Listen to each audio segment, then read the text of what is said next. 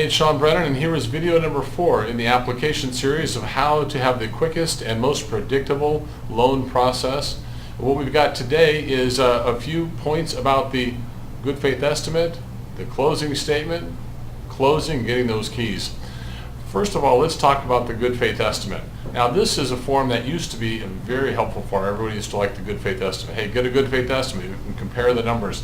Well, a few years ago, the good faith estimate changed dramatically. It's a very confusing form at this point. While there are some numbers on there that are easy to understand, you really have to get walked through it. When you get the good faith estimate at the time of application, feel free to give me a call and we can walk through the different numbers so you can understand what it is you're looking at on this form.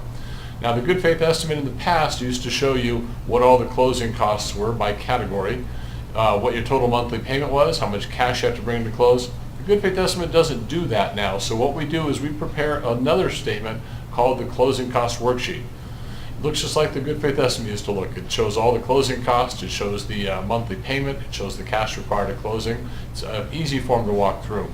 So we'll prepare that for you as well, in addition to the total cost analysis where you see the totals, which is that video spreadsheet we use at the beginning of the process.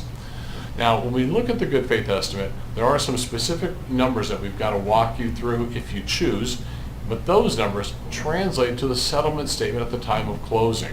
So when the final loan documents get to the escrow company, they're going to take the good faith estimate we started with and look at a few key numbers in there and compare them to make sure that they match with the settlement statement.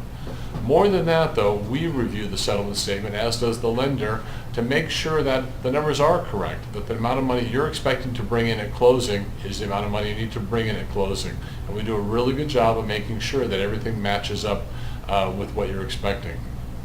Now, when you get down to closing, there's a few things you're going to need to do. You're going to need to make an appointment, come and see the escrow officer to sign. You might be signing remotely. We'd have a mobile notary perhaps come, but in most cases you go to the escrow office and sign there.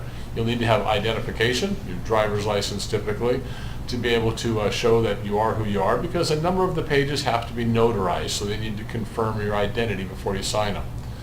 Now, when it comes down to the end, you're going to have to get some money to closing as well, and that can be one of a couple different ways. You've already brought in your earnest money, and that's already been cleared. Well, now you're going to have to bring the remainder of your down payment and any closing costs you have to. Now, that money can be brought in the form of a cashier's check, or the money can be wired. You can't just bring in a personal check. You have to bring in a cashier's check, because when that check shows up, the following day, the escrow company is using that to actually do the closing. A personal check would take too long to clear, so they don't typically accept those. Now, you can have the money wired in, as I mentioned, and if you want to go that route, which is very quick and easy, we can get wiring instructions directly to you so that you can forward them to the people at your bank. It's a very simple process. Finally, there's going to be a final audit after you sign the loan documents by the lender when the documents get back to them after signing. But then one other thing that happens right at the end is that we do what they call a credit refresh. We have to check your credit report right at the end to make sure that you haven't applied for any new credit. And we do that by looking for credit inquiries.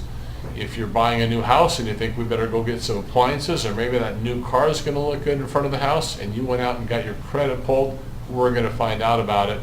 And that can be a big stumbling block at the end. So make sure that from the time we start the transaction, you do not apply for credit with anybody. Those sales and appliances are still going to be around after you own the home. Do not get your credit checked before closing. Anyway, that's a little bit about the closing process, a little bit about the closing statements and the numbers. If you've got any questions about this or anything else throughout the approval process, feel free to call us and talk to me or someone else on my team at any time.